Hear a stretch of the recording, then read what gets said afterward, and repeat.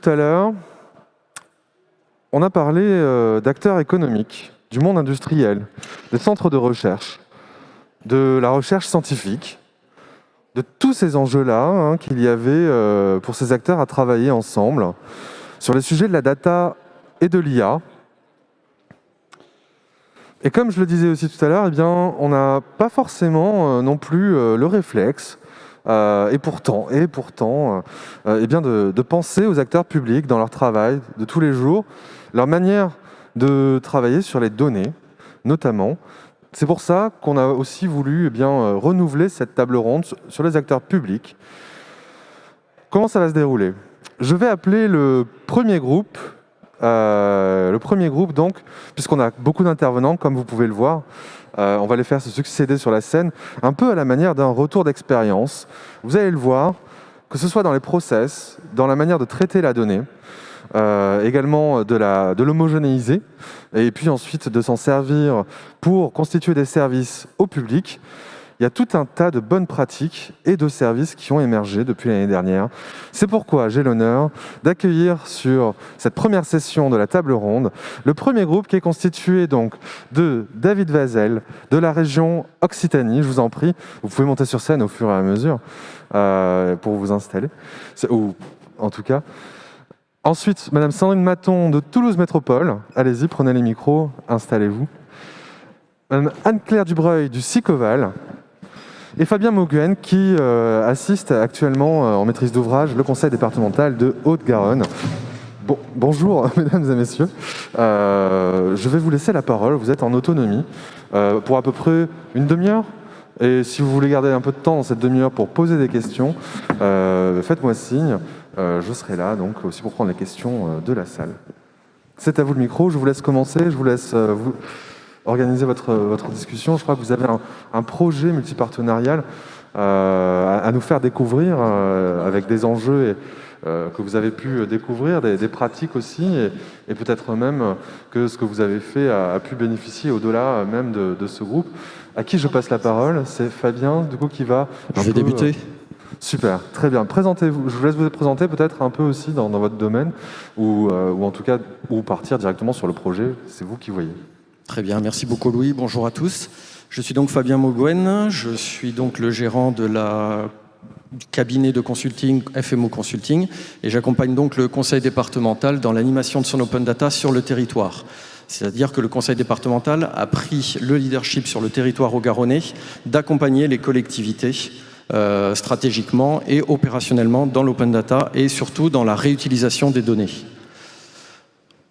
Ici, donc, sont présents ce qu'on a appelé de manière un peu intime le Codetech Open Data Local, qui s'est donc fondé sur l'initiative à l'époque d'Open Data France, qui s'appelait l'Open Data Local et qui visait à industrialiser la démarche Open Data au niveau national en faisant des explorations sur des territoires régionaux, départementaux, parfois au niveau intercommunal et multiplier, on va dire, les expériences. Et nous, on s'est saisi un petit peu de cette opportunité pour pouvoir se fédérer, puisqu'on se connaissait déjà tous, parce que l'Open Data reste, on va dire, un microcosme au niveau des agents, au niveau de la portée, au niveau de la prise en compte des institutions avec beaucoup d'inégalités.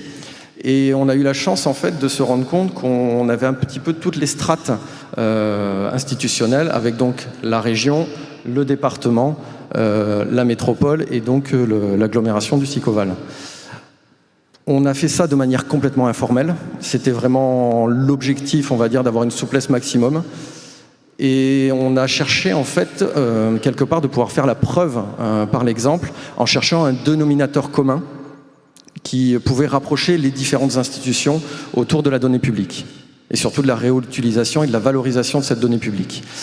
Sandrine donc a pris en main un projet il y a quelques années dont elle parlera après sur les menus, on va dire, de restauration, la restauration collective et la mise en avant, on va dire, un petit peu de tous les services qui pourraient aller autour en travaillant avec une structure qui s'appelle Kidimiam. Et donc on s'est rendu compte que chacun, en fait, à son niveau, avait un intérêt là-dessus, donc que ce soit le lycée au niveau de la région, les collèges pour le département, pour la métropole et pour le Sicoval, donc d'avoir tout ce qui va être au niveau élémentaire, maternel, etc. Au final, on a commencé à se rendre compte que même en allant sur des sujets qui pouvaient paraître, on va dire, relativement simples et peu engageants, le fonctionnement de chaque institution, les particularités, on va dire, qu'on travaille déjà en régie, qu'on ait une cuisine centrale, qu'on ait un prestataire, rendait les choses très problématiques, avec des fois même d'institution à institution, d'un collège à un autre par exemple pour le département, des façons de fonctionner complètement différentes. Et c'est là en fait où s'amorce tout le travail préalable à réaliser pour pouvoir avancer ensemble, donc d'institution à institution, mais que chacune a ses propres problématiques à son niveau. Et c'est là où c'est quand même relativement difficile de pouvoir accompagner.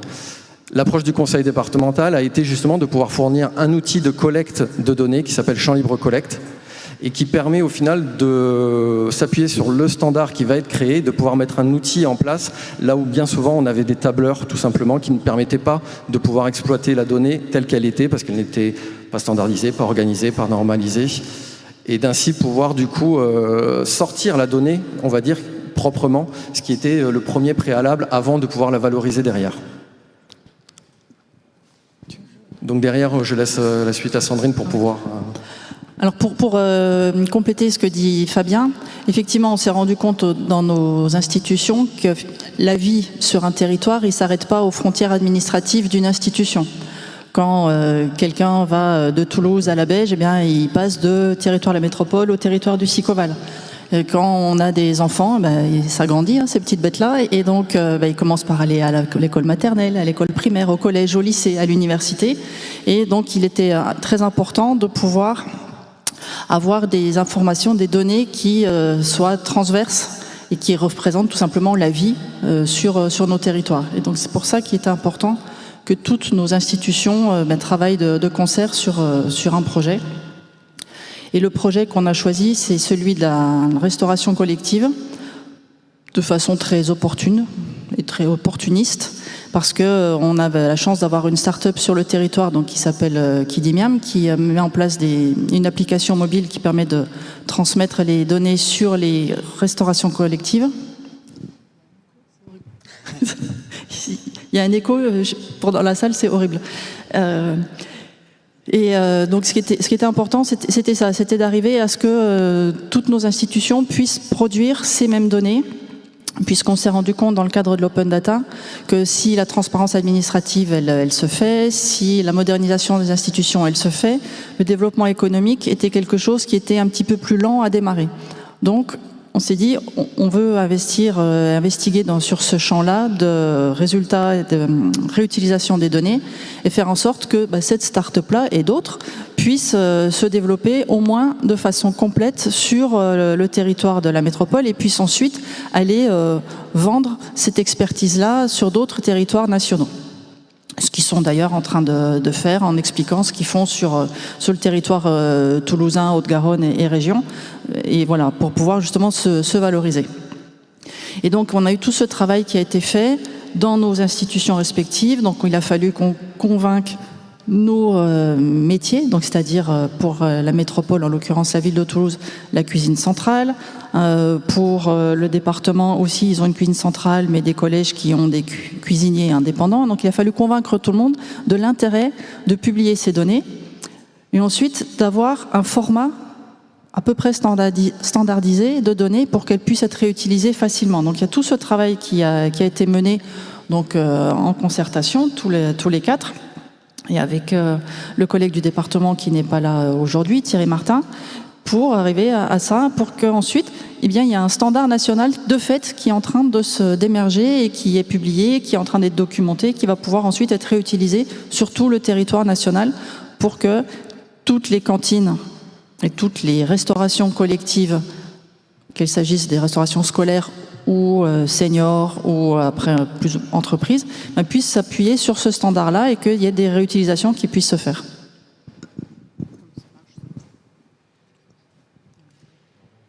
Il fonctionne normalement, il est déjà allumé. Ouais, c'est bon.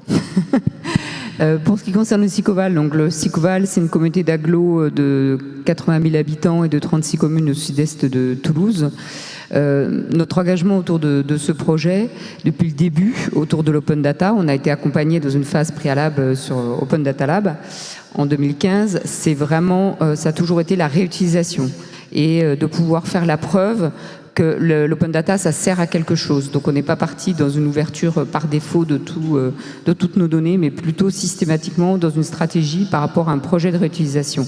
Et le travail qu'on a fait avec en collectif, qui n'est pas fini aujourd'hui, parce que quand on touche à ces questions-là, on touche au métier, on touche à des silos, on touche à des modes de gestion. Et ce à quoi on est confronté dans cette ouverture de la donnée autour de la restauration collective, c'est aussi à des éditeurs, puisqu'en l'occurrence, nous, sur donc le secteur qu'on voulait explorer, c'est-à-dire la petite enfance et les seniors, pour compléter la partie scolaire qui était portée par Toulouse Métropole et la région, les lycées et le collège, les départements. On est confronté aussi à des besoins de gestion de nos collègues, diététiciens, responsables de la restauration collective, qui ont des obligations aussi légales autour de la gestion. Et nous, de pouvoir sortir en open data des données donc, qui soient standardisées et qui répondent à des objectifs au niveau de l'open data et de la réutilisation. Et on est toujours encore confronté aujourd'hui à cette acculturation interne aussi, à dire la donnée qualifiée, la donnée fiabilisée, la donnée mise à jour, elle est absolument indispensable pour que derrière, on puisse faire de la réutilisation. Et on a un vrai projet là également accompagné par le département autour de la réutilisation, mais je te laisserai peut-être en parler Fabien. En tout cas, notre objectif, nous, c'est certes sortir de la donnée, mais toujours dans une perspective où ça puisse être valorisé dans le cadre d'un service auprès de nos habitants. Et en l'occurrence, on a un chatbot au niveau du Sicoval qui s'appelle Coco, que vous pouvez trouver sur les stores en cherchant sur Sicoval. Et dans ce chatbot qui prend appui sur de l'open data, on voudrait intégrer le robot qui est proposé aujourd'hui par le département pour pouvoir offrir à nos habitants, qu'ils soient parents d'enfants en bas âge ou plus grands, une offre complète sur la restauration collective, les allergènes, l'origine des produits, etc. Donc c'est toujours dans cette perspective de offrir un service de la meilleure qualité possible en temps réel à la population, mais ça suppose aussi vraiment une organisation interne à aligner en fait sur ces projets-là, et une transformation et un accompagnement au changement des collègues sur à quoi sert la data, à quoi sert l'open data, et on a un gros projet interne aussi autour de la culture de la donnée. Je laisse la parole à David. Merci. Vous avez quasiment tout dit, mais j'ai quand même parlé un petit peu de la région et de notre projet. Ça rejoint un petit peu tout ce qui a déjà été annoncé. L'alimentation, c'est quand même une politique publique régionale assez forte et on avait une volonté d'améliorer la visibilité des menus de cantine par rapport au lycée. Et donc,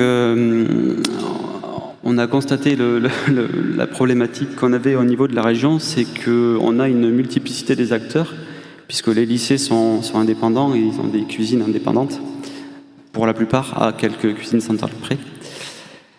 Et donc, on a constaté qu'on avait un besoin de standardisation, de normalisation de ces informations, de ces jeux de données. Et d'où le travail qui a pu être fait au niveau du comité technique local et ensuite qui nous a porté vers un standard national. Et donc au niveau régional, on a commencé donc avec la direction de l'éducation et de la jeunesse à déployer une application, enfin à proposer une application au lycée pour pouvoir uniformiser un petit peu les différents modes de gestion qu'il peut y avoir dans les cantines. Et du coup, on a une première expérimentation qui est en cours avec quelques lycées qui ont bien voulu participer à l'expérience. On a une cuisine centrale également qui est dans la boucle. Et donc, on récupère toutes ces données, on les pousse en open data, on essaye de les standardiser au mieux en fonction des moyens de chacun. Et derrière, on va proposer donc une application qui est aussi fournie par Kidimiam, au lycée qui nous auront fourni de la donnée. Voilà. C'est vrai que cette expérience sur les données de cantine, elle a aussi permis à nos institutions de pouvoir répondre à une obligation réglementaire qui était la nôtre et qu'on avait du mal à adresser, qui est la publication des allergènes présents dans les repas. Et ça, c'est quelque chose qui est juste très compliqué à faire quand on a un outil métier qui permet, alors pour la ville de Toulouse, c'est quand même 38 000 repas quotidiens, donc c'est du lourd. Et de pouvoir sortir ces éléments-là.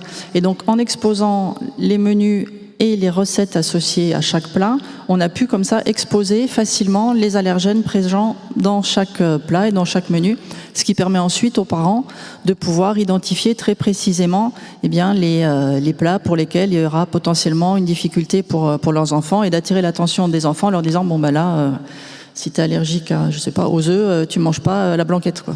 Voilà. J'essaie d'imaginer, mais c'est vraiment ça. Et on a pu comme ça identifier facilement les 10 principaux allergènes dans un premier temps, et ensuite on a avancé dans le travail d'analyse des plats pour pouvoir avoir la liste de tous les allergènes, y compris les plus exotiques qui peuvent exister, qui sont habituellement pas forcément exposés, quoi. Et donc ça c'est un point important. Et autre avantage donc de l'application, en lien avec le travail avec nos cuisines centrales, c'est qu'il y a des notifications push qui permettent d'informer les parents avant que les enfants ne rentrent de l'école sur ce qui va se passer, par exemple, s'il y a une grève. Voilà, ça permet aussi aux parents d'anticiper sur les achats de chips et jambons pour prévoir le pique-nique du lendemain, ce qui est quand même, dans la vie quotidienne des familles, quelque chose d'un petit peu important, quoi. Donc tout à l'heure, je parlais de la première problématique qui était donc de sortir la donnée de manière propre et derrière donc pour la valoriser. Alors justement, pour valoriser cette donnée issue des menus de cantine, le conseil départemental avait réuni tous les référents des collectivités, des 17 collectivités qui ont déjà commencé à ouvrir la donnée sous l'impulsion du conseil départemental. Et on les a donc fait cogiter autour d'un serious game qui s'appelle Belle Colline et qui permet donc sur des petits groupes de se mettre à la place d'une institution et de rejouer un petit peu le jeu de la donnée et de la création d'un service numérique. De cette matinée Open Data qu'on avait organisée il y a de ça 1 an et demi, est ressortie l'idée de pouvoir développer un chatbot justement pour rendre les données accessibles à tous. Et donc, on a fait le lien directement avec les menus de cantine. On a donc créé aujourd'hui le chatbot qui permet à n'importe quelle collectivité qui va, sur le département de la Haute-Garonne, ouvrir ces données de menus de cantine, pouvoir mettre à disposition de ses citoyens une application à télécharger très simplement et d'interroger son téléphone pour les parents aujourd'hui, de savoir quels sont les allergènes présents aujourd'hui dans les écoles du Sicoval. Et d'avoir ainsi la liste précise, pareil pour les labels, si c'est du bio, etc., etc. Ou de connaître tout simplement donc l'information pour son école. C'est vraiment ce qu'on a essayé de pousser, et aujourd'hui on a donc les premières collectivités qui vont se lancer là-dessus, puisque je suis en ce moment en train de faire le tour justement pour proposer à ces collectivités de se lancer dans cette petite aventure. Aujourd'hui, donc, ça a permis de faire le lien avec justement le chatbot en fait Coco qui existe sur le Sicoval et qui donc va permettre justement de faire la preuve qu'on essaye de faire depuis le début, c'est-à-dire les interactions importantes au niveau institutionnel pour avancer ensemble sur un projet. Je pense que ça, c'est vraiment très important, les articulations qu'on a entre nous. Les pionniers du pionnier, c'était vraiment Toulouse Métropole, puis le département. Et je pense ce qui est important, c'est de prendre appui aussi sur des organisations qui sont plus importantes que nous. En l'occurrence, pour nous, l'agglo, le département et l'expérience des autres collectivités. Mais au-delà de ça, de pouvoir co-construire ensemble des modèles qui peuvent être après déployés à l'échelle, donc de sortir des expérimentations pour aller vraiment sur des déploiements beaucoup plus importants et faire la preuve. On a l'habitude au Sicoval d'être un peu dans l'expérimentation, dans des laboratoires, mais au-delà de ça, c'est vraiment co-construire avec les autres des services, des nouveaux services pour la population, s'appuyer sur la puissance financière, d'ingénierie du département pour pouvoir après nous intégrer dans nos propres outils ces robots qui sont déployés bientôt sur les produits locaux, aujourd'hui sur la restauration collective et qui nous permettent en fait de gagner en puissance aussi dans le service sur notre territoire. Donc cette articulation qu'on essaie de conduire au niveau de l'Occitanie entre nos diverses collectivités qui maintenant monte en puissance au niveau national, puisqu'on a construit sur ce territoire la standardisation sur la restauration collective. C'est un modèle extrêmement intéressant, transpartisan, transterritorial, qui nous permet vraiment de gagner en puissance et en avancée pour nos petits territoires. Ce qui est également important, c'est que quand on a commencé à travailler sur la restauration collective, c'était un sujet sur lequel, alors nous, on avait un enjeu de respecter la réglementation sur les allergènes, mais c'était, on va dire, un enjeu qui est politiquement assez faible. Voilà, on va dire les choses comme elles sont. En revanche, ça nous a permis de commencer à travailler ensemble de façon assez sereine et en toute égalité d'institutions, quelle que soit l'antériorité des uns ou la taille des autres ou l'agilité du dernier, pour commencer à envisager aussi d'autres champs d'action qui, eux, sont plus sensibles sur la vie quotidienne.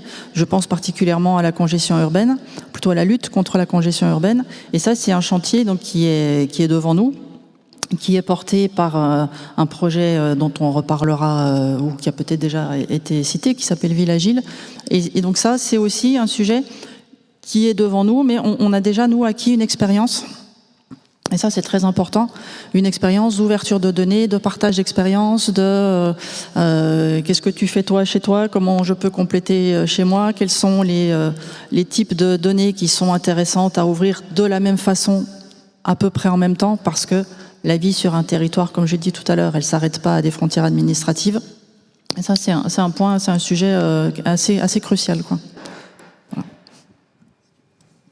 En effet, là, ce que je remarque, là, c'est vraiment ce que vous décrivez depuis tout à l'heure.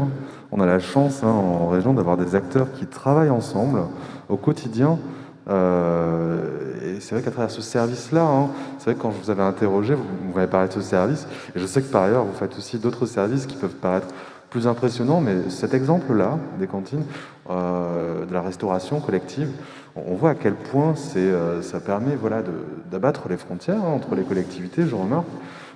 Pour aussi proposer des standards qui peuvent se déployer même au-delà et dans d'autres domaines, si je comprends bien. C'est un peu ça l'idée. En plus, avec de l'ingénierie de services comme les chatbots, les applications, les push, vous êtes allé vraiment très loin, je trouve, dans ça, et ça nous permet de pouvoir en discuter aujourd'hui. C'est intéressant pour ça, de s'en rendre compte, je crois. Justement, on ne se rend pas compte derrière la donnée, parce que ça implique de travailler dessus. Vous l'avez fait d'une manière vraiment remarquable. Je suis désolé, je réagis comme ça à chaud, mais c'est tout ce que je peux constater sur votre projet, en tout cas. Et alors, pour finir sur la restauration, on a aussi une étude qui est en cours, là, au sein de la métropole, qui est de travailler sur la lutte contre le gaspillage alimentaire. Donc ça, c'est l'étape d'après. Alors, on a juste un petit souci, c'est qu'il faut récupérer les données. Et ça, c'est l'étape 1 ou l'étape 0, je ne sais pas comment il faut dire, et qui est quand même un peu compliqué. C'est de récupérer l'ensemble des données qui permettent justement de faire cette étude et puis de mettre en place une intelligence artificielle. Puisqu'on travaille là-dessus, on a monté une plateforme Big Data destinée à faire ensuite de l'IA sur la métropole, qu'on appelle IA Data. Et on va essayer de l'alimenter et de la nourrir justement sur la suite de cette expérience sur la restauration scolaire pour lutter contre le gaspillage alimentaire. Fabien, tu voulais rajouter quelque chose sur votre magnifique groupement ? Alors, disons que grâce à tout ce qui s'est passé entre ces différentes institutions et surtout avec les personnes qui étaient présentes, ça a permis de proposer à Open Data France, qui est donc l'association qui représente les collectivités faisant de l'open data, de pouvoir répliquer. Et aujourd'hui, il y a donc 8 territoires qui sont en test pour tout simplement pouvoir réutiliser en fait ce qu'on a, nous, réussi ensemble à faire à notre niveau, de pouvoir tester justement l'outil de collecte, champ libre collecte, qui a été développé donc par Thierry Martin, et ainsi pouvoir derrière ouvrir un petit peu cette porte d'entrée et aller un peu plus loin dans l'expérimentation. Il faut se dire que là, on a parlé juste de minutes cantine. Certes, c'est peut-être pas le sujet le plus novateur, le plus emballant qui va changer la face de la collectivité en France. Ceci dit, quand on se rend compte déjà de tout le travail qui existe pour pouvoir sortir proprement ces données, les réutiliser, les valoriser, on se dit qu'en fait, on a quand même déjà tracé les prémices, on va dire, d'une méthodologie qui peut être réplicable et aller affronter, je pense aujourd'hui, justement, des sujets qui vont être plus engageants, plus majeurs, on va dire, dans leurs impacts. Finalement, il n'y a pas de petit sujet, quoi. Parce qu'on le voit, c'est ce que tu dis là, c'est pas un petit sujet, au contraire, vous avez posé les rails méthodologiques de partenariat depuis quelques années maintenant. Je voulais vous remercier pour cette expérience, de l'avoir partagée avec nous. Je vous demande de les applaudir, s'il vous plaît. Vous qui êtes dans la salle ou de l'autre côté de l'écran, Merci beaucoup à vous et je vous invite à amener vos micros plutôt par là-bas. Parce qu'on va passer à un deuxième groupe. Donc oui, pour revenir sur ça, c'est vrai que les collectivités, les acteurs publics, sur le travail autour de la data, voire de l'IA, on sent que, on l'a vu, il y a une nécessité de créer des partenariats, d'aller voir comment travaille l'un, comment travaille l'autre, et puis de déployer des méthodologies derrière ça, partagées avec l'ensemble de la chaîne d'acteurs pour arriver finalement à un service qui soit cohérent, qui soit efficace, et on ne s'en rend pas compte de tout ce qu'il faut derrière ça. Et puis, il y a donc les activités courantes, il y a le service public courant de tous les jours, et il y a aussi le service public au public, et quand je dis au public, c'est à tout type d'acteurs, qu'il faut rendre parfois en urgence. C'est vrai qu'il y a des contextes comme ça qui nous forcent à nous mobiliser, à mobiliser des ressources peut-être qu'on n'a pas l'habitude de mobiliser quand on est une institution, sans présumer. Mais c'est vrai que dans l'imaginaire, on pourrait se dire, connecter le monde des startups, connecter avec la préfecture, connecter le monde de la donnée, de l'IA avec le monde économique, et en même temps avec l'institution derrière qui a son rôle régulateur à jouer, mais pas que. Régulateur et plus que ça, c'est un rôle d'innovateur même, je dirais, derrière ça. C'est pourquoi on a l'honneur et le plaisir d'accueillir tout de suite avec nous Madame Sarah Netter, donc, et les micros vont arriver d'ici quelques secondes. Je continue à vous présenter si vous voulez bien, de la préfecture de région. On a Monsieur Bastien Ingweiler de Guti. Et puis enfin, on a Monsieur Simon Bretin de Flutilliant, qui nous ont rejoints sur scène, tout simplement pour nous parler de leur expérience qui s'appelle impactcovid19.fr. Du coup, je vous laisse la parole. Vous êtes là aussi. N'hésitez pas à descendre dans le niveau de détail, même pour être accessible aux personnes qui vont nous regarder. Je ne sais pas à quel niveau technique, jusqu'où vous allez aller, parce que c'est technique aussi, un peu, mais c'est surtout utile en ce contexte. Donc je vous laisse nous expliquer tout ça, la démarche, les enjeux, et finalement... ça marche ou ça marche pas? Merci beaucoup Louis pour l'invitation et pour cette introduction. Alors effectivement, aujourd'hui on va parler du projet Impact Covid qui est né et qui a été développé durant le confinement, en fait, durant la période de la Covid. Effectivement, à l'origine de cette initiative, il y a le fait que moi je suis le fondateur de la startup Guti, donc qui est un réseau d'agents du digital et des startups qui fait le lien justement, par exemple, entre des grandes organisations, notamment l'État, et des startups comme par exemple Flutilliant, représenté par Simon.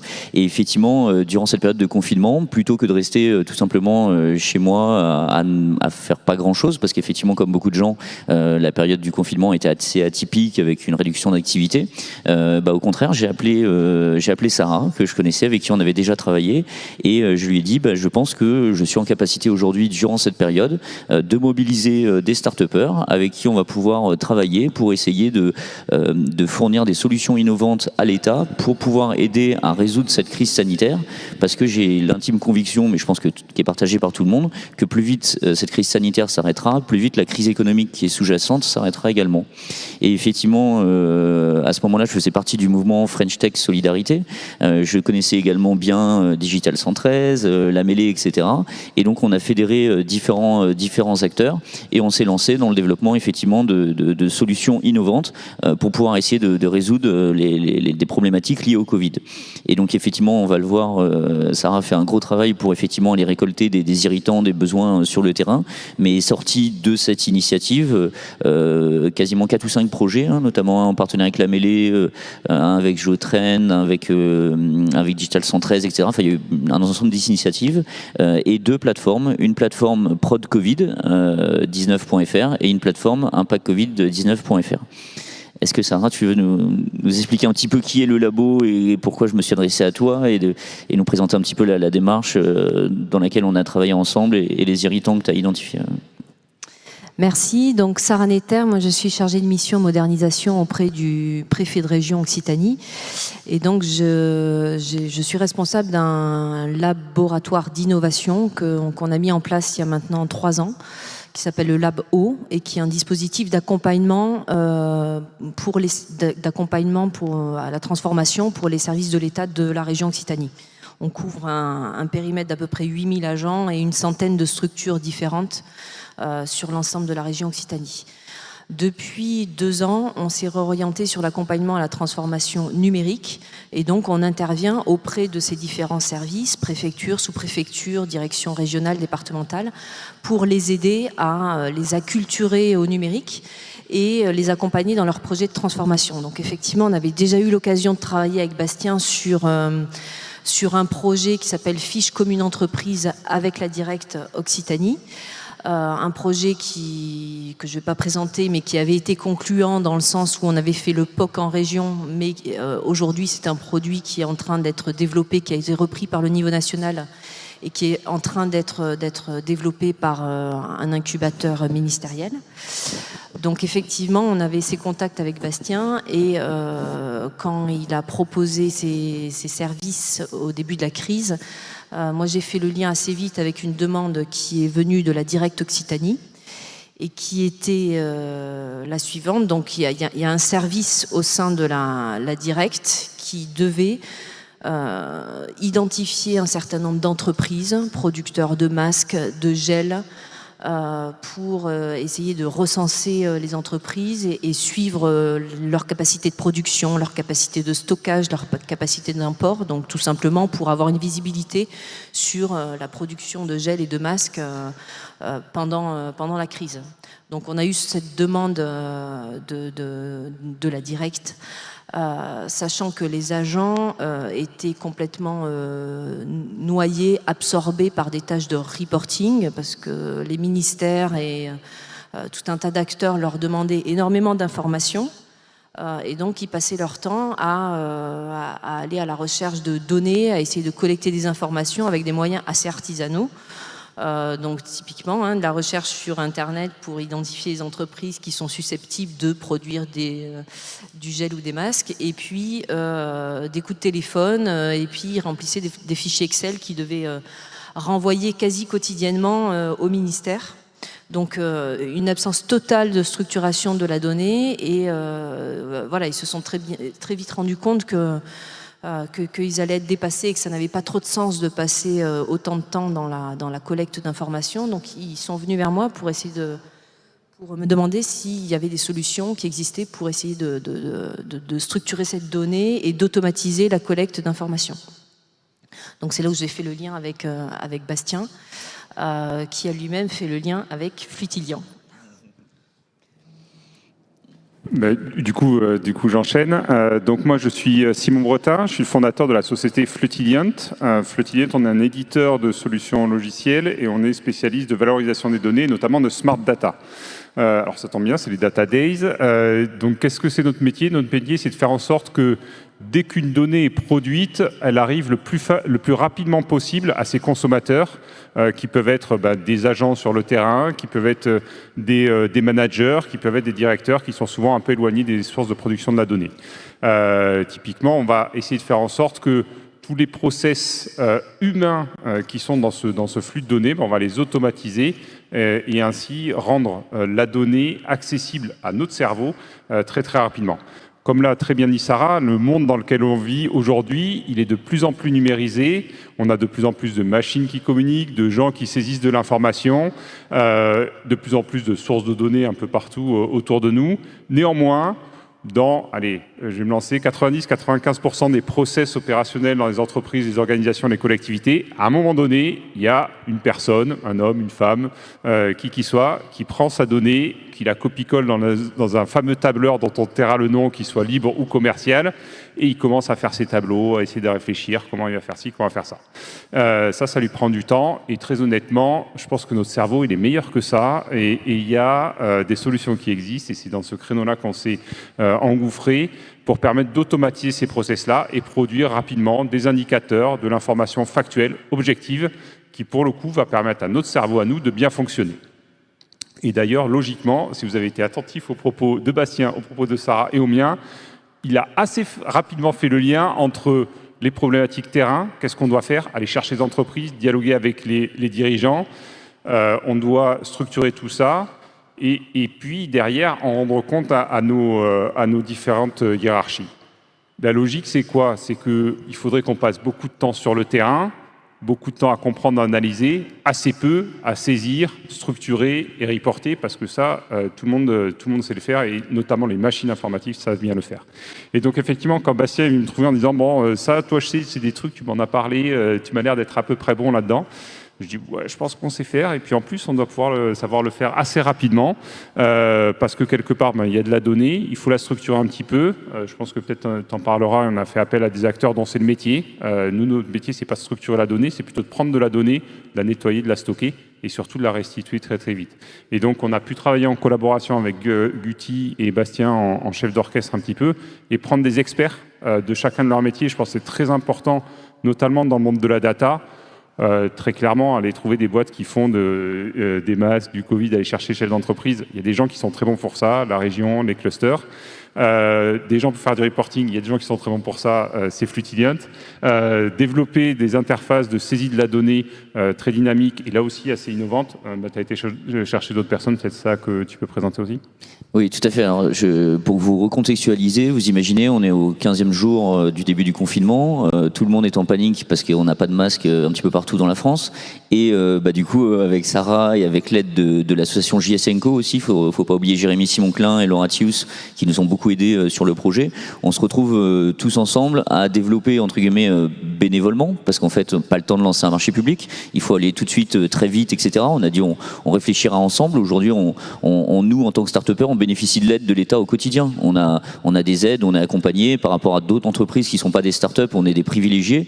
Donc moi, c'est un petit peu le message de dire on peut remercier un petit peu l'État en s'impliquant durant cette période spécifique. Et donc on se retrouve effectivement à suivre la production de masques de gel hydroalcoolique sur notre territoire.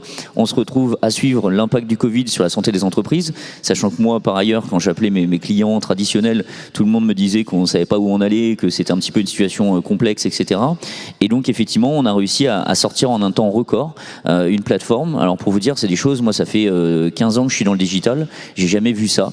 On a fait des sprints à peu près de l'ordre de 3 jours, c'est-à-dire que tous les 3 jours, on faisait une démonstration, puis on replanifiait un sprint planning et on retravaillait.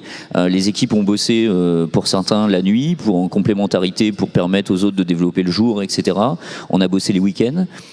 Et effectivement, très vite, on a eu une solution et sur Prod Covid et sur Impact Covid opérationnel qui permettait de remonter des informations d'une qualité, je pense même supérieure à presque ce qui était demandé, mais ça ne nous demandait pas plus de travail à nous de valoriser ces données pour pouvoir remonter ces informations. Et effectivement, est-ce que vous voulez parler un petit peu, est-ce que Sarah, tu peux parler du fonctionnement un petit peu de cette plateforme et de ce qu'elle permet de faire, notamment Impact Covid? Oui, donc on a développé, au départ, c'était le besoin, c'était identifier les producteurs de masques et de gel sur la région. Donc on a développé Prod Covid, qui consiste, c'est très simple, hein, mais on avait fait un petit benchmark avant et on avait vu qu'il n'y avait aucune solution sur étagère qui existait sur le marché. Le principe, c'est que les entreprises, on envoie un questionnaire à des entreprises qui renseignent des informations sur leur capacité de production, leur capacité de stockage, leur capacité d'import, et elles sont relancées tous les 15 jours pour actualiser leurs données de manière très simple et très fluide, en ne ressaisissant jamais, en ne donnant jamais 2 fois la même information. Et ensuite, nous, derrière, on récupère toutes ces données et on a une plateforme de reporting donc, qui était développée par Flutiliant, où on a en temps réel, du coup, des cartes, des tableaux, des graphiques. La nouveauté aussi de ce produit, alors la première nouveauté, c'est qu'on n'a pas d'outils, on a des outils qui nous permettent de faire des enquêtes en ligne ponctuellement, mais pas d'outils qui permettent de faire du suivi dans la durée. Comme des baromètres, en fait c'est un outil de baromètre, donc on s'était renseigné auprès de différentes entreprises spécialisées, mais on retombait sur des sondages un peu ponctuels, donc ça répondait pas à notre besoin. La deuxième nouveauté, c'est que l'aspect reporting permettait vraiment de partager des données entre différents acteurs publics. Donc plutôt que chaque acteur public fasse son enquête dans son coin, là, ça apporte un gain de temps. Enfin, ça permet d'avoir l'information de manière partagée en temps réel sur une même plateforme. Et voilà, donc on a commencé avec Prod Covid sur les gels et les masques, et on a très vite enchaîné sur Impact Covid, qui repose sur le même socle technique, le même principe, la même logique de fonctionnement, mais qui était plus pour suivre l'évolution de l'impact de la crise sur la santé des entreprises. Parce que très vite, on s'est rendu compte que il nous fallait des informations par secteur, l'aéronautique, le numérique, la santé par exemple, où en étaient les entreprises, où elles en étaient de leur production, la situation par rapport au télétravail de leurs salariés, comment elles anticipaient aussi l'avenir, et puis quelles difficultés elles pouvaient rencontrer pour que nous, État, on puisse répondre à leurs besoins et du coup adapter si besoin les dispositifs, les mesures qu'on mettait en place. Voilà, sur les deux plateformes, donc Impact Covid qui a été développé sur 3 filières, aéronautique, numérique, santé, et aujourd'hui on a à peu près 300 entreprises qui sont référencées et qui jouent le jeu d'actualiser leurs données tous les 15 jours ou tous les mois selon les filières. Oui, tous les 15 jours, tous les mois. Je vais peut-être revenir un petit peu justement sur la partie technique et comment on a fait pour aller aussi vite. C'est clair que je crois que le projet, on l'a lancé début avril. Prod Covid, ça a été en production un mois après, et je pense quasiment un mois après, on a lancé Impact Covid. Vous l'avez compris, moi je suis éditeur logiciel, on est fournisseur de technologie, et souvent on nous reproche d'être des technologues et pas assez penser aux usages et à la manière dont c'est utilisé. Sarah en a fait l'exemple parfait, c'est-à-dire que aujourd'hui, quand on pense saisie de données, tout de suite pop dans notre tête, tiens, on va faire un Google Forms ou quelque autre solution, et puis on va tenter de faire en sorte que les entreprises répondent à ces choses-là, si, encore une fois, on est déjà sur un process numérique, ce qui est déjà une première étape. Là-dessus, on a été chercher des gens qui ont développé une interface de saisie qui est somme toute rien de révolutionnaire, en tout cas d'un point de vue technologique. Par contre, d'un point de vue d'usage, qui reprend tous les codes qu'on attend et qui vont permettre d'engager des chefs d'entreprise dans ces process-là. Un formulaire, aujourd'hui, quand on est un producteur de masse, quand on est un chef d'entreprise, qu'on doit donner un peu son ressenti, son feeling, on ne doit pas à chaque fois ressaisir le nombre de salariés, le chiffre d'affaires qu'on fait, est-ce qu'on va à l'export ou pas à l'export. Ça, c'est fait une fois pour toutes. Quand on a dit qu'on avait eu une fois son PGE, il n'y a pas besoin de le redemander la fois d'après. Quand on cherche à savoir si on est plutôt en hausse ou plutôt en baisse sur son volume de chiffre d'affaires ou le nombre d'entreprises qu'on a en contact commercial, qu'on cherche à savoir si on est en télétravail à 75 ou 80% ou au contraire à 20%, c'est des informations qu'on doit mettre à jour, qu'on ne doit pas ressaisir depuis le début. Et c'est au travers d'usages et donc grâce à la technologie qu'on a intégré ça dans le process et fait en sorte que derrière on génère l'acceptation de la solution. Idem d'un point de vue reporting. Donc ça, encore une fois, on a fait un développement avec des technologies spécifiques par rapport à ça, mais avec toujours cet usage-là en tête. Sur le reporting, c'est un peu la même chose. Sarah l'a très bien dit.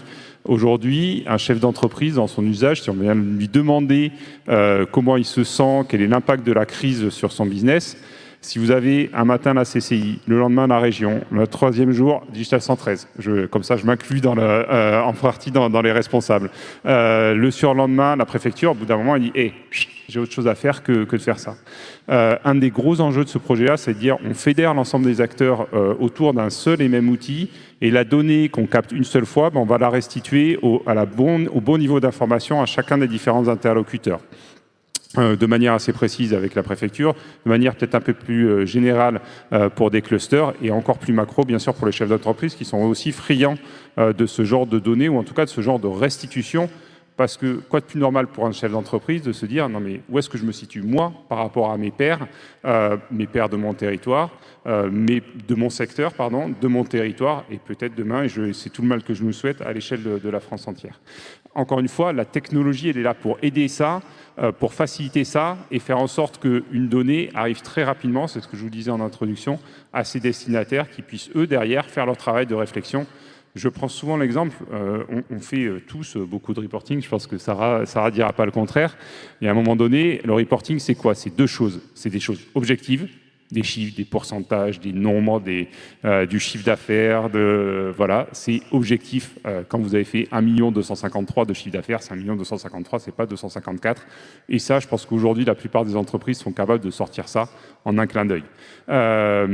Par contre, c'est du subjectif. Est-ce que c'est mieux? Est-ce que c'est moins bien? Pourquoi c'est mieux? Pourquoi c'est moins bien? Ce subjectif-là, il n'y a que l'être humain qui est capable de le faire aujourd'hui. On peut nous parler tout ce qu'on veut d'intelligence artificielle. L'intelligence artificielle reproduit des choses, mais ne crée pas aujourd'hui d'informations. Et ça, il faut du temps pour le faire. Et le temps pour faire ça, il doit être valorisé, il doit être présent, et il ne doit pas être passé sur le 1 254 ou 1 255 000, ça c'est de l'automatique. Et je pense que c'est un des enseignements importants et qui a permis aussi d'aller assez vite et de générer une acceptation derrière de la solution pour les différents utilisateurs qui peuvent être derrière.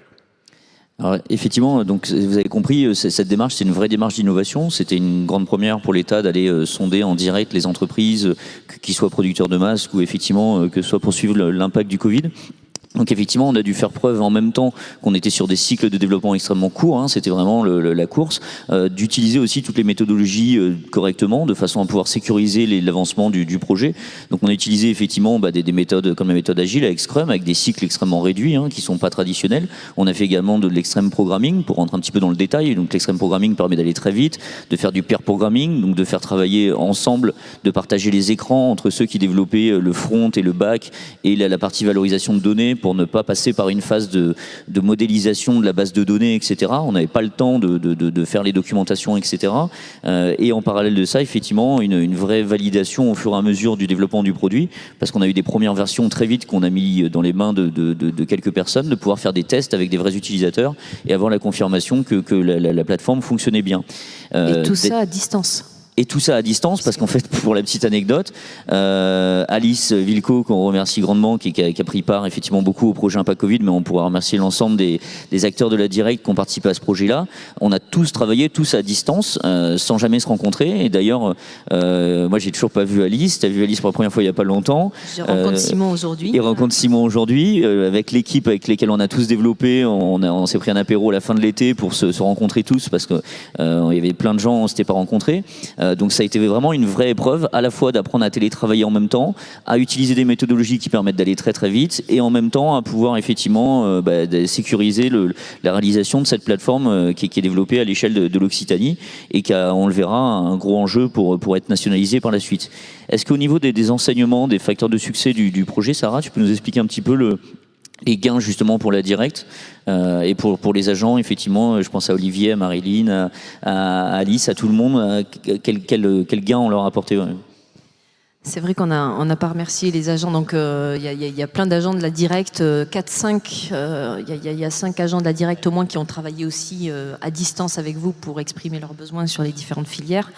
Donc je pense que les gains, il y a évidemment un gain de temps qui a été énorme, puisque ça a permis de vraiment permettre aux agents de se concentrer sur leur cœur de métier, qui est l'analyse des résultats et l'analyse stratégique, et leur libérer du temps qui passait auparavant sur la collecte d'informations de manière assez fastidieuse et chronophage.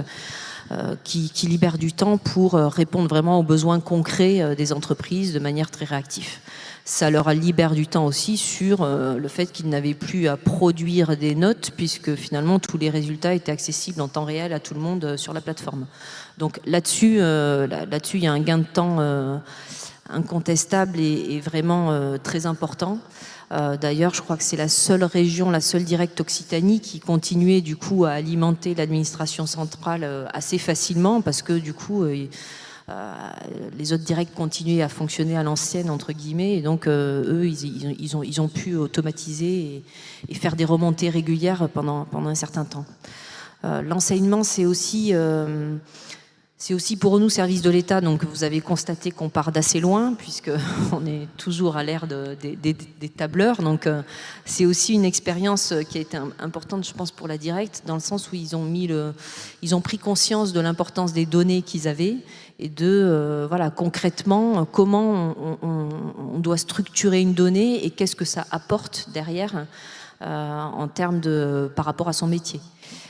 D'ailleurs, voilà, plus la solution se développe, plus on voit qu'ils imaginent des nouveaux usages, des nouvelles fonctionnalités. Donc, il y a une dynamique qui s'est créée qui montre concrètement comment un service peut s'approprier cette culture de la donnée, cette fameuse culture de la donnée qui est un peu abstraite, mais là, qu'ils ont touché du doigt de manière très concrète. Moi, je rajouterais dans finalement les expériences et les gains de ce projet. On vit dans un monde où on entend intelligence artificielle tous les jours, tous les matins, matin, midi et soir. Et quelque part, la tendance, c'est de se dire, il y a forcément quelque part une IA qui va pouvoir répondre à ma question. La réalité, c'est que pour faire de l'IA, il faut de la data. Il en faut beaucoup, énormément. Et qu'aujourd'hui, dans bien des domaines, on est incapable d'avoir des IA pertinentes. On peut faire du marketing, c'est très bien. Néanmoins, concrètement et pragmatiquement, il faut commencer par des démarches de structuration de la donnée. Et comme l'a dit Sarah, c'est s'approprier ce sujet-là au niveau de l'ensemble de l'organisation. Et mon sentiment, en tout cas, et je prêche pour ma paroisse, mais je pense que ça a été dit aussi hier dans les phases de POC, c'est qu'aujourd'hui, quand on veut, on peut. C'est-à-dire, quand on veut mettre en place des structures data, on peut décider de le faire étape par étape. On peut décider de rapidement et sans des budgets colossaux de faire des premières étapes pour lever des barrières, pour dire ok, avant d'aller peut-être imaginer un jour peut-être faire une IA, peut-être on va commencer par faire gagner un peu de temps, permettre aux gens de réfléchir. On peut commencer par structurer nos données et sortir un peu de tous ces sujets de j'ai des données qui sont pas propres, qui sont pas nettoyées, je m'en sors pas, et imaginer lancer un projet qui va durer 2 ans pour à la fin avoir une super belle étagère de données. On sait tous que majoritairement ces projets-là sont voués à l'échec. Parce qu'on est dans un monde aujourd'hui où si aujourd'hui on n'est plus que peut-être 30-40 dans la salle et probablement 100 ou une centaine, en tout cas c'est ce que j'espère sur un flux vidéo, si on est tous masqués, c'était qu'il y a 3 mois, on n'était pas comme ça. Et donc on a besoin d'aller vite, et notamment dans le digital aujourd'hui, il y a un niveau de maturité qui est important, il y a un nombre de fournisseurs de solutions qui est important, et on peut changer ce paradigme-là aussi et passer d'un monde où on part dans des longs projets avec des issues qui sont certaines, mais au prix d'efforts très importants, sur des démarches beaucoup plus agiles, beaucoup plus itératives. Et ça, c'est vrai, même avec les services de l'État, si je peux me permettre, en étant un brin taquin.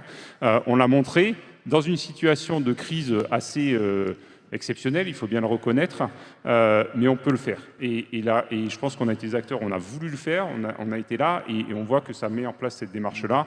Mais c'est aussi vrai, je fais un clin d'œil à l'État, mais qu'on soit bien clair, c'est vrai, dans la majorité des organisations, il y a cette crainte du passage à la digitalisation, cette crainte du passage à l'automatisation, et donc il faut le vouloir, il faut pouvoir, il faut faire ces étapes pas à pas. Le mot de la fin, Bastien ? Oui, tout à fait. Enfin, il y a un mot de la fin de Sarah sur le futur du projet, mais c'est pour dire effectivement que, pour faire le lien avec la conférence précédente, on n'était pas dans une démarche d'open data, parce qu'effectivement c'est des données sensibles qui d'ailleurs doivent être sécurisées. Hein. C'est les données sur la production de masques, de gel hydroalcoolique, sur la santé des entreprises, mais il y avait quand même une volonté de vouloir partager la donnée. Et c'est pour ça qu'en fait les participants, ceux qui jouaient le jeu et qui remplissaient les questionnaires, recevaient derrière effectivement un accès à une partie des données pour savoir effectivement s'ils se retrouvaient dans la moyenne des entreprises de leur secteur, etc. Donc ils pouvaient avoir part et à comprendre un petit peu le contexte dans lequel ils étaient. Et de la même façon, on a fait ça en partenariat avec les clusters, je pense à Digital 113, Aerospace Valley, etc. pour que justement pouvoir impliquer les acteurs locaux, quoi. Mais effectivement, ça a été un projet vraiment très intéressant. Humainement, on s'est senti utile, je pense aussi pendant cette période-là. Ça a été quelque chose d'important. Maintenant, effectivement, il y a un gros enjeu de pouvoir permettre à l'ensemble des agents du territoire de pouvoir bénéficier de l'avancée de cette solution, de pouvoir leur permettre de passer leur temps à valoriser de la data et plus forcément à collecter de la data. Et également, du coup, ça nous a amené même jusqu'à pousser une collaboration assez intéressante, parce que lors du 14 juillet, par exemple, le préfet a tenu à remercier l'ensemble des acteurs qui ont collaboré dans cette crise Covid, et on a eu la chance, effectivement, toute l'équipe d'être remerciée au travers de mon invitation pour pouvoir nous remercier de cette implication. Donc je tiens à remercier également Sarah, mais aussi l'ensemble des services de l'État d'avoir joué le jeu. C'était effectivement quelque chose d'assez original de votre côté aussi, de se mettre en œuvre comme ça. Est-ce que tu peux clôturer un petit peu sur le futur du projet, justement Oui, donc on a développé un produit avec un certain nombre de réussites et de succès qui est aujourd'hui utilisé avec donc plus de 300 entreprises qui sont présentes sur le site, mais quelque part on en est 600 avec les 2 plateformes. On en est peut-être au tout début du projet, donc on a fait ce POC un peu en mode start-up d'État, un peu dans une période exceptionnelle. Maintenant, on en est à la question de savoir comment on passe à l'échelle, la fameuse question de la mise en production. Donc c'est extrêmement intéressant aussi de voir comment on fait passer ce produit à l'échelle. Donc on est au carrefour de plusieurs interrogations. Soit on essaye de voir comment le national pourrait le reprendre, donc d'intervenir auprès des ministères en essayant de valoriser ce produit pour qu'il soit repris et développé avec de nouvelles fonctionnalités et que du coup on aille plus loin vers vraiment une vraie plateforme d'échange entre services de l'État et entreprises. Donc voilà, ça c'est une option, ou alors plus se recentrer sur le niveau local et donc consolider le produit qu'on a fait avec l'écosystème local et le proposer à la commercialisation aux autres services de l'État. Voilà, donc suite au prochain numéro. Ouais, super, merci beaucoup à vous trois, c'était vraiment intéressant. On a noté l'intensité du projet lié à la situation et à la diversité d'acteurs, et tout ce que ça implique derrière, comme service, complémentarité des compétences, le rôle de chacun, ses responsabilités aussi, celles de l'État notamment. Encore merci pour ce projet-là. On en saura plus l'année prochaine, la prochaine édition du coup sur ce projet. Et quelle direction vous avez pris, super. Merci, bonne journée à tous et à tous. Merci, vous pouvez les applaudir. Bon, merci à vous toutes et tous qui êtes restés jusqu'au tard. Le programme était dense ce matin. Juste pour information, c'est à partir de cet après-midi, sur le Data Day, qu'on se retrouvera en salle 108, au premier étage, en plénière. Encore merci et bon appétit. À tout à l'heure.